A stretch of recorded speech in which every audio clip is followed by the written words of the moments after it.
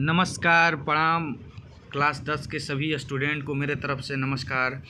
और आप लोग जुड़ चुके हैं हैंडसम मास्टर चैनल में, और आप लोगों को मिलेगा क्लास 10th का ऑब्जेक्टिव कम से कम 10,000 क्वेश्चन पर शुरुआती दौर है। आपको 10 क्वेश्चन को हम क्वेश्चन को सॉल्व करा के पूरा ऑब्जेक्टिव आपको बताएंगे। ऑब्जेक्टिव का भंडार यहाँ पे लाएंगे क्लास 10th के लिए, ताकि आपका एग्ज़ाम जो है ऑब्जेक्टिव 100 आ रहा है तो उसमें से 50 कम से कम 60 मारना होता है, तो उसमें क्रैक कर लीजिए आप। 60 का 60 क्वेश्चन, 60 में 60 नंबर लाइए।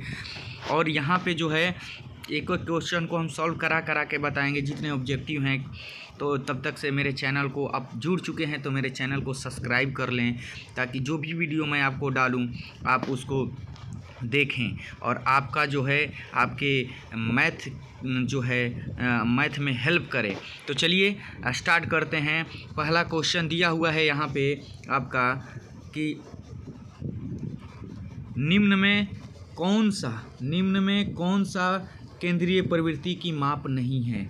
निम्न में कौन सा केंद्रीय प्रवृत्ति की माप नहीं है। तो यहाँ पे देखिए, ए ऑप्शन में माध्य दिया है, बी में माध्यक दिया है, सी बहुलक, डी मानक विचलन। तो आप लोग ऑप्शन को देख रहे हैं, तो ये बताइए अब कि इसमें से जो इसका आंसर होगा क्या होगा, कमेंट में बताइए। चलिए 2 सेकेंड का समय दे रहे हैं, जब तक से समझा रहे हैं तब तक से आप कमेंट कर दीजिए। चलिए, तो जो इसका आंसर होगा केंद्रीय प्रवृत्ति का माप नहीं है भैया। माध्य तो माप होता ही है, माध्यक भी माप होता है, बहुलक भी माप होता है।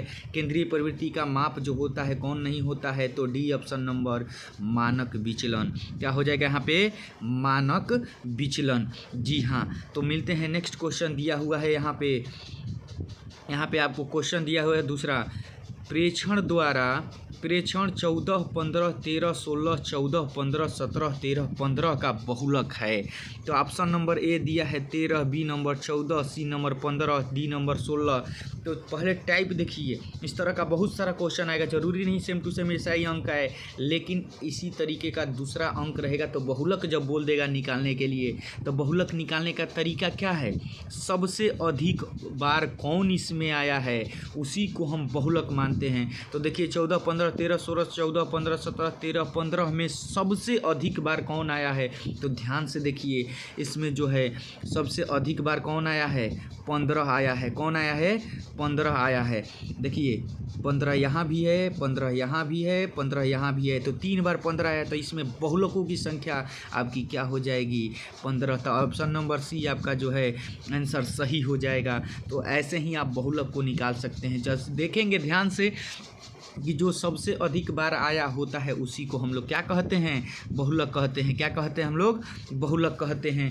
तो इसका जो आंसर होगा आपका 15 हो जाएगा। बहुलक निकालने सीख गए, ऐसे ही बहुलक निकालिएगा। देखिएगा सबसे अधिक बार कौन आया है उसमें देख लीजिएगा। ऑप्शन में जो सबसे अधिक बार आया होगा 15 यहाँ भी आया है, 15 यहाँ भी आया है, 15 यहाँ, यानी 3 बार आया है। तो बहुलकों की संख्या इस 15 का 3 हो गया, इसीलिए आंसर जो हो जाएगा आपका 15 हो जाएगा। चलिए देखते हैं नेक्स्ट क्वेश्चन आपका जो है तीसरा नंबर दिया है कि प्रथम 5 प्राकृत संख्याओं का माध्य है। प्रथम 5 प्राकृत संख्याओं का माध्य है, क्या है, 2 होगा कि 3 होगा कि 10 होगा कि 20 होगा। तो इसका आंसर देखिए कैसे निकालते हैं। अगर माध्य बोल दिया 5 प्राकृत संख्याओं का, तो क्या होता है, औसतों का योग, फार्मूला में होता है औसतों का योग माने जोड़, और बटा में औसतों की संख्या। इसमें क्या होता है, औसतों का योग बटा में औसतों की संख्या। था 1 से 5 तक जोड़ना है। 1 देखिए यहाँ पे जोड़ना है हमको 1 से 5 तक। 1 + 2 + 3 + 4 + 5, अब बटा में यहाँ पे क्या हो जाएगी सबसे अधिक बार, बटा में कितनी है, 1 2 3 4 5, तो 5।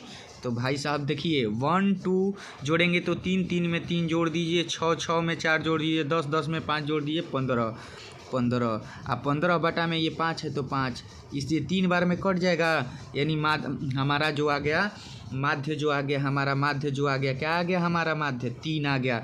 तो ऑप्शन नंबर इसमें क्या हो जाएगा 3 हो जाएगा। चलिए तो हमने बहुलक सिखाया ऊपर निकालना, इसके बाद हमने क्या सिखा दिया माध्य निकालना।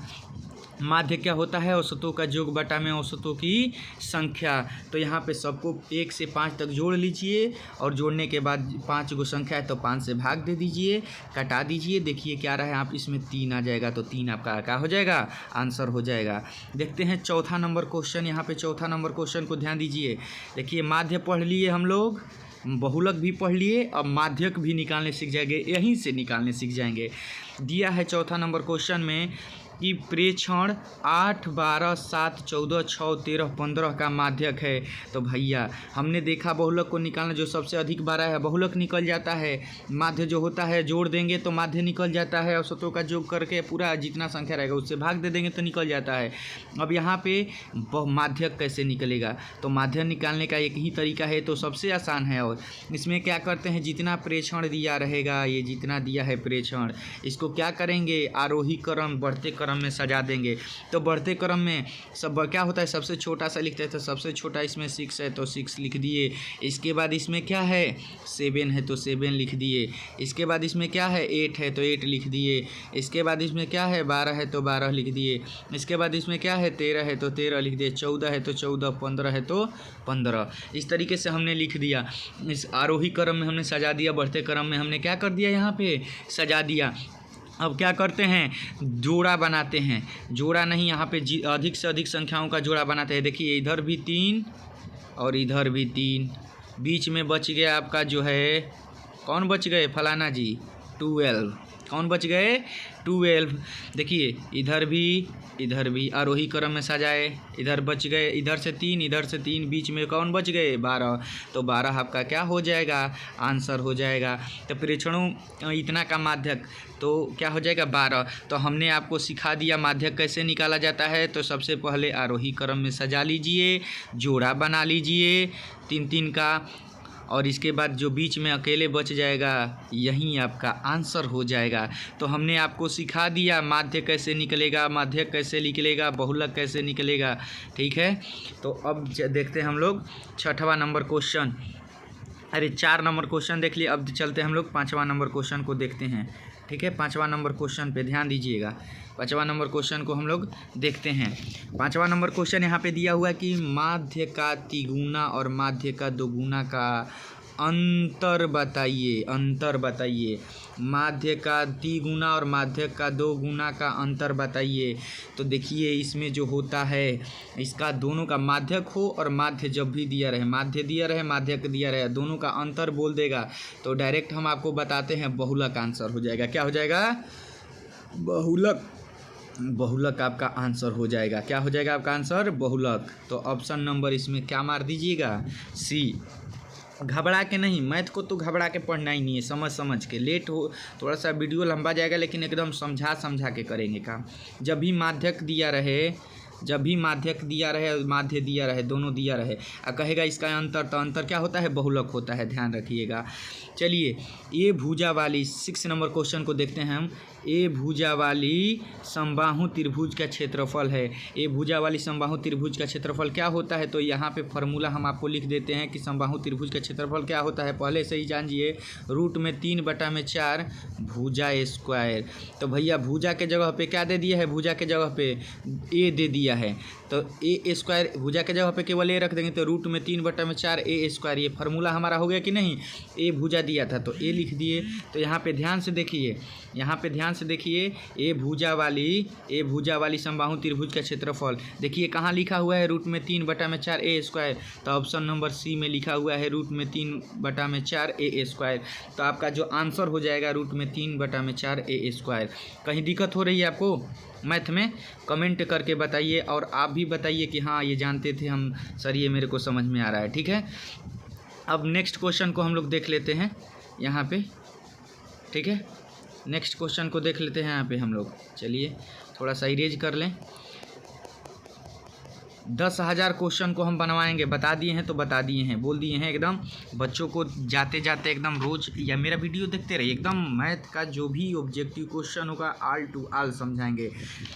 15 चैप्टर का, चाहे त्रिकोणमिति हो, आपका निर्देशांक ज्यामिति हो, परिमेय संख्या से हो या फिर प्रायिकता से हो, जो भी हो, ठीक है। आइए 7वां नंबर क्वेश्चन को देखते हैं।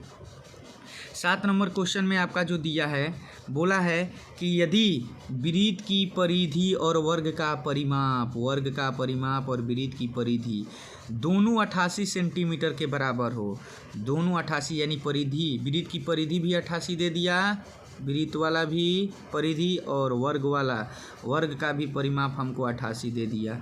तो यहाँ पे परिमाप दे दिया भैया, और बोला है, क्या बोला है यहाँ पे, हमको बोला है कि ये बताइए कि इसमें से चारों में से कौन सही होगा। वृत्त का क्षेत्रफल वर्ग के क्षेत्रफल के बराबर होगा, या वृत्त का क्षेत्रफल जो है छोटा होगा वर्ग के क्षेत्रफल से, या सी में दिया है कि वृत्त का क्षेत्रफल वर्ग के क्षेत्रफल से बड़ा होगा, या डी दिया है कि इनमें से कोई नहीं।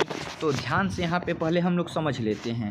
पहले हमने बोला कि वृत्त का परिधि 88 दिया है, तो यहाँ से आर निकालेंगे, त्रिज्या निकालेंगे ना, तब ना क्षेत्रफल निकालेंगे, क्योंकि परिधि दिया है और क्षेत्रफल हर जगह क्षेत्रफल का बात कर रहा है। तो क्षेत्रफल हम लोग निकालते कैसे हैं, तो पहले आर निकालेंगे, तब परिधि बटा में क्या होता है, परिधि बटा में क्या होता है, यहाँ पे वृत्त की परिधि 2πr होती है ना, तो यहाँ पे ये क्या हो जाएगा, जाके इधर भागा हो जाएगा, तो यहाँ पे 2 अब पाई हो जाएगा।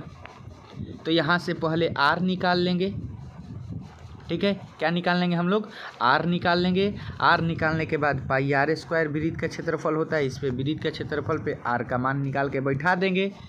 ज़्यादा लंबा हो जाएगा वीडियो, इसीलिए पहले हम आपको फार्मूला पे बता दे रहे हैं, आप लोग सॉल्यूशन तो करना जानते हैं।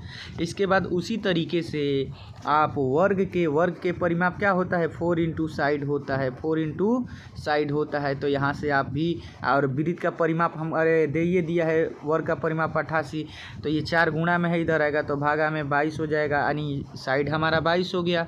तो यहाँ से हम लोग क्या करेंगे, साइड हमको निकल गया, तो वर्ग का क्षेत्रफल अब क्या होता है, साइड इंटू साइड होता है, साइड इंटू साइड यानी भुजा गुणे भुजा, फिर इस 22 में 22 से गुणा कर देंगे, जितना आएगा आप देख लीजिएगा, और वृत्त का क्षेत्रफल भी निकाल लीजिएगा। अब देखिए क्या कि दोनों में कौन बड़ा है कौन छोटा है, तो यहाँ पे आपका जो डायरेक्ट आंसर हम बता रहे हैं, आपका सी नंबर ऑप्शन हो जाएगा। वृत्त का क्षेत्रफल बड़ा होगा वर्ग के क्षेत्रफल से, वृत्त का क्षेत्रफल बड़ा होगा वर्ग के क्षेत्रफल से, आप निकाल लीजिएगा, पहले निकाल लीजिएगा, हम बोले हैं क्वेश्चन को स्क्रीनशॉट मार लीजिएगा, इसके बाद आप निकाल लीजिएगा, पता चल जाएगा।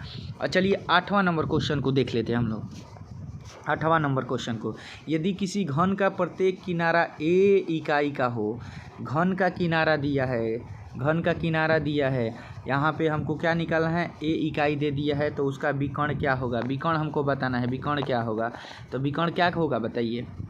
तो इसका जो होता है विकर्ण निकालने का तरीका एक ही है कि ए जो होता है रूट में 3a, विकर्ण का जो होता है रूट में 3 भुजा होता है, तो किनारा यहाँ पे ए दिया है, तो इसलिए √3a हो जाएगा। घन का किनारा दिया है a सेंटीमीटर, ए इकाई दिया है, अब फार्मूला में विकर्ण का निकालना होता है, तो √3a होता है, अरे √3 गुणे किनारा होता है, तो यहाँ पे रूट आपका 3a हो जाएगा। समझ में आई बात। तो आपका जो ऑप्शन नंबर जो आंसर हो जाएगा आपका ए हो जाएगा, रूट में 3a इकाई। ध्यान रखिएगा, घन का किनारा का फार्मूला अगर विकर्ण निकालना होगा तो रूट में 3 गुणे किनारा, तो किनारा यहाँ पे ए दिया था, इसलिए रूट में 3a इकाई हो गया। समझ में आ गया। चलिए 2 क्वेश्चन और बचा हुआ है, 2 क्वेश्चन को और समझ लेते हैं, 9 नंबर और 10 नंबर। चलिए 9 नंबर को हम लोग देख लेते हैं, क्या दिया है यहाँ पे, दिया है क्या दिया है कि त्रिज्या r तथा ऊंचाई h वाले एक लंबवृत्तीय शंकु का आयतन। तो यहाँ पे फार्मूला, बिना फार्मूला का काम तो नहीं चल रहा है। त्रिज्या r तथा ऊंचाई h वाले एक लंबवृत्तीय शंकु का आयतन क्या होगा, तो ये बताइए। इसमें ध्यान से देखिएगा, फार्मूला इसका होता है 1/3 पाई r स्क्वायर h होता है घन इकाई। तो इसमें बड़का आर दिया है, तो यहाँ पे बड़का आर का स्क्वायर, अब बड़का एच दिया है तो बड़का एच का एच हो जाएगा, तो 1/3 पाई बड़का आर स्क्वायर एच। तो देखिए इसमें कहाँ पे है, ऑप्शन नंबर बी में है, ऑप्शन नंबर बी में। यही तो फार्मूला है, अगर याद रहेगा तो काम हो गया मेरा, 1/3 पाई आर स्क्वायर एच, क्योंकि आर के जगह पे बड़का आर रखना है और एच के जगह पे शंकु का आयतन बड़का एच दिया है तो बड़का एच, इसीलिए ऑप्शन नंबर बी हो जाएगा। समझ में आई बात। चलिए देखते हैं नेक्स्ट क्वेश्चन को। 10वां नंबर क्वेश्चन लास्ट दिया हुआ है यहाँ पे। यदि दो वृत्तों का क्षेत्रफल का अनुपात, यानी क्षेत्रफल का अनुपात दिया है 4:5:25 है, तो इनकी त्रिज्याओं का अनुपात क्या होगा। तो वृत्त का क्षेत्रफल का अनुपात दे दिया है तो वृत्त का त्रिज्या का क्या हो जाएगा। यहाँ पे वृत्त का क्षेत्रफल क्या होता है πr², इसका भी πr²। इसका अनुपात दिया है तो अनुपात दिया है तो देखिए 4:5, तो 4:25 दिया है तो 4/25 लिख सकते हैं कि नहीं लिख सकते हैं, लिख सकते हैं। ये पाई से पाई कैंसिल हो जाता है, r² है तो r का स्क्वायर दोनों का है तो दोनों का r हो जाएगा कि नहीं हो जाएगा। तो r का अनुपात निकालना है तो ये भी है स्क्वायर में, इधर जाएगा तो रूट में हो जाएगा, ये भी स्क्वायर है तो ये भी जाएगा तो रूट में हो जाएगा। 4 का वर्गमूल क्या हो जाएगा, 2 हो जाएगा। अब बटा को अनुपात में है ऐसे तो अनुपात में लिखते हैं, 25 का वर्गमूल क्या हो जाएगा, 5 हो जाएगा। तो 2:5 आ गया त्रिज्याओं का अनुपात।